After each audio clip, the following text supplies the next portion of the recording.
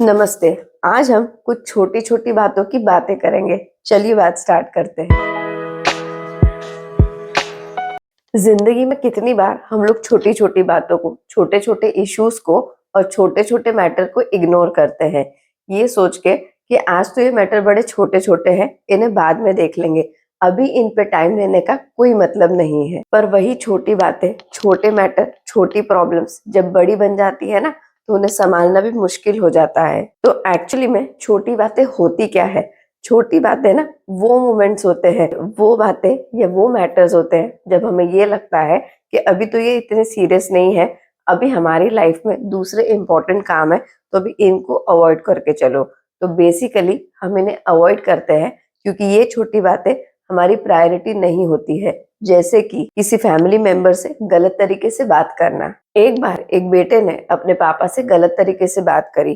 पापा और उसके बीच में कुछ आर्ग्यूमेंट हो रहा था, तो वो ये भूल गया कि वो किससे बात कर रहा है और वो बदतमीजी से बातें करने लगा। तो उसके पापा ने उसे सिर्फ इतना कहा कि सॉरी बोलो, अपनी गलती मानो और इस मैटर को यहीं पे खत्म करो।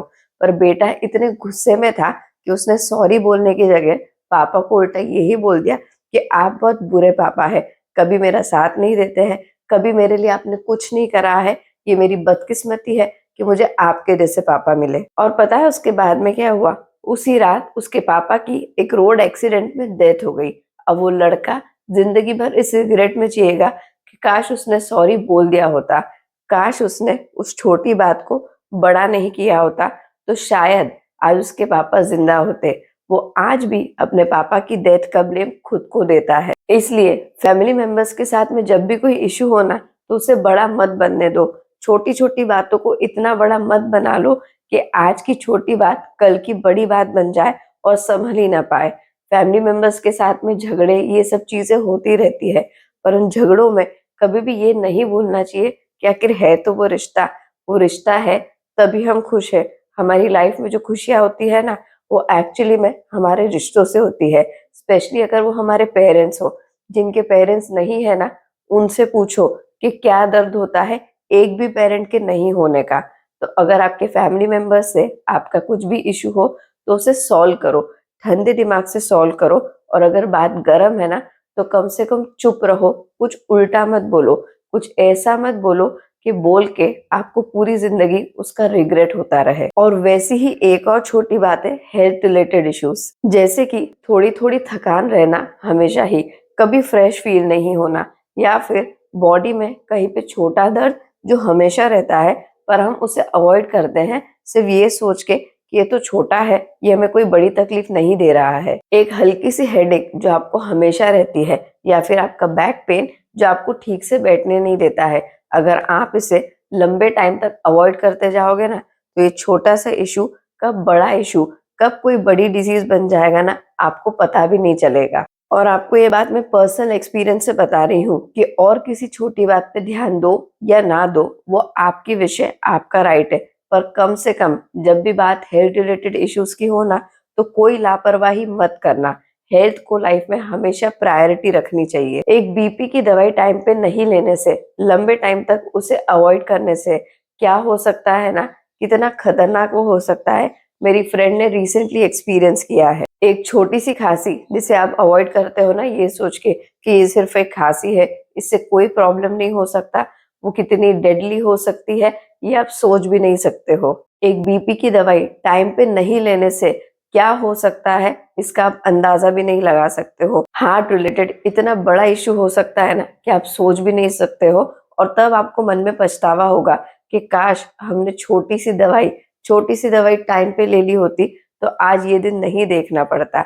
इसलिए प्लीज मेरी आपसे रिक्वेस्ट है कि हेल्थ रिलेटेड कोई भी इशू हो, कितना भी छोटा हो, उसे बड़ा बनने मत दो। अगर वो कंटिन्यूस है तो उसका ट्रीटमेंट कराओ, एक बार चेकअप जरूर कराओ। थर्ड तरीके की छोटी बातें जिसको अक्सर हम लोग टेकन फॉर ग्रांटेड लेते हैं, जिसमें श्योरिटी से हम यही सोचते हैं कि इनसे हम बाद में डील करेंगे, वो है रिलेशनशिप में मिसअंडरस्टैंडिंग्स। रिलेशनशिप में ना लोगों का अक्सर पॉइंट ऑफ व्यू ये होता है कि छोटी छोटी बातों को ना अवॉइड करके ही चलना चाहिए। लोग अक्सर रिलेशनशिप के इश्यूज को ये बोल के अवॉइड करते हैं कि तो छोटी बातें हैं, इन्हें जाने दो, जब कोई बड़ा मैटर होगा तब सॉल्व करेंगे। और अक्सर लोग करते भी है कि जब मैटर कुछ बड़ा हो जाता है ना, तब उसे सॉल्व करने की कोशिश करते हैं, पर क्या तब तक देर हो चुकी होती है? जी हाँ, अक्सर देर हो जाती है, क्योंकि मोस्टली क्या होता है, जब हमारा कोई फ्रेंड, फैमिली मेंबर हो, हमारा पार्टनर हो, जिनसे हमारी छोटी-छोटी बातों पे इश्यूज हो रहा हो, और अगर हम वो इश्यूज अवॉइड करते हैं,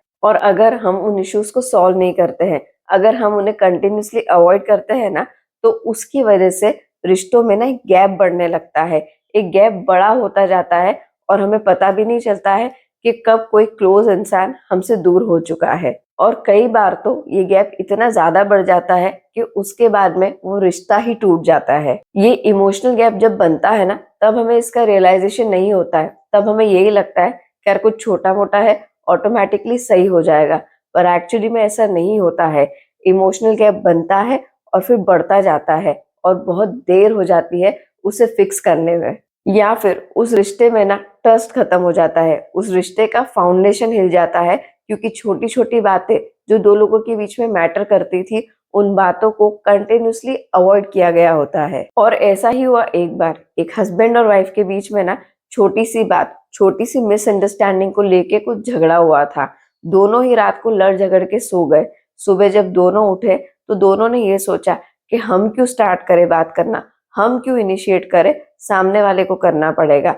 और इस सोच की वजह से दोनों ने 1 हफ्ता एक दूसरे से बात नहीं की। और फिर 1 वीक के बाद में कुछ काम के सिलसिले में दोनों ने बात करी, पर उसके बाद में भी ना वो लोग नॉर्मल नहीं हो पाए। कहीं न कहीं उन दोनों के बीच में दिमाग में ये इश्यू था कि इतने टाइम का ये गैप कैसे हो गया? क्यों सामने वाले ने हमको 7 दिन तक मनाया नहीं, हमसे बात नहीं करी, ये इश्यू फिक्स नहीं किया। और इससे भी बुरी बात तो ये है कि उस झगड़े के बाद में जो छोटी-सी बात पे झगड़ा हुआ था ना, जो छोटी-सी मिसअंडरस्टैंडिंग थी, वो इतनी बुरी रिजल्ट दे देगी, ये उन्होंने सोचा भी नहीं था। क्योंकि उसके बाद में उनके झगड़ों का वो पैटर्न हो गया। जब भी वो लोग झगड़ते, तो कई-कई दिनों तक वो लोग बात ही नहीं करते। सोचिए ज़रा, जो मिसअंडरस्टैंडिंग इमीडिएटली सॉल्व की जा सकती थी, इमीडिएटली दूर की जा सकती थी, उसको ईगो में रह के थोड़े दिन के लिए टाला, और वो थोड़े दिन का टालना उनके रिलेशनशिप का, उनके झगड़ों का एक पैटर्न बन गया। दोनों बस ये सोचते रहते कि सामने वाला बात करेगा, हम क्यों बात करें।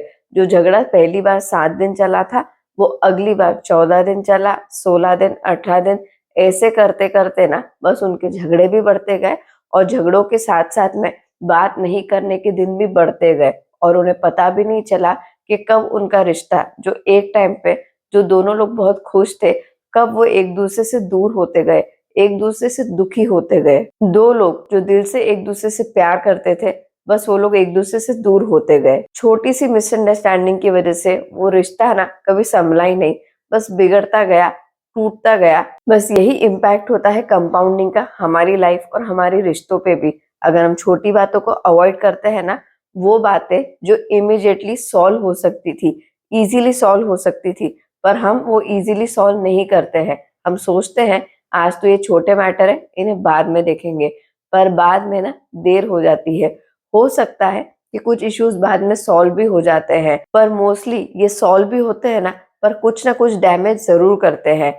इसलिए लाइफ में ना ये फिलॉसफी बना लो कि जब भी कोई छोटी चीज़ लगे, तो उसे अवॉइड मत करो। एक बार कम से कम ये ज़रूर सोच लो कि क्या ये जो चीज़ है, क्या जो बात है, क्या जो मैटर है, आगे जाके बड़ा हो सकता है। अगर वो बड़ा हो सकता है, तो उसे कल के लिए मत छोड़ो, उसे आज सॉल्व करो, ताकि आपका कल अच्छा हो और स्ट्रेस फ्री हो। अगर आपकी लाइफ में भी कोई ऐसा एक्सपीरियंस है, तो वो ज़रूर शेयर करना। ये वीडियो एंड तक देखने के लिए दिल से धन्यवाद। आप खुश रहिए, अपना और अपनी फैमिली का बहुत ध्यान रखिए। जय हिंद।